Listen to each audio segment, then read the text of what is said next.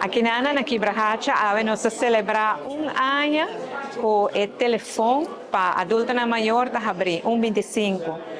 Na linha aqui nós adultos na maior por chama para qualquer coisa, se para buscar informação, para pedir ajuda, para desahogar o mês, tudo isso é possível na 125. Agora aqui na linha aqui está abrir de 8h30 até 10h dia, pero o governo cabe tomar decisão que vai amplia e ora não também para 10h dia até 4 tarde e para outro ano está amplia pouco mais que o weekend também.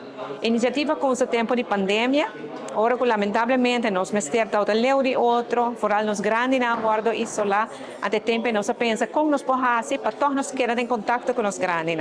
Então, bem, a linha de telefone, os grandes não por aí chama, per mesmo motivo não, para pedir ajuda, para desahogar na mesa, buscar informação e agora aqui ela agora institucionalizar área largo caba e tem função. Então, felicitar aqui Quibrahacha com essa aqui. Os 4 voluntários que estão fazendo trabalho aqui, me agradeço ao colega ministro Ursula Aras para apoiar mais fundos disponíveis para assim abrir a linha aqui para mais horas. E nos grandes, fazer uso da oportunidade aqui, para quedar em contato e para poder desahogar o mês.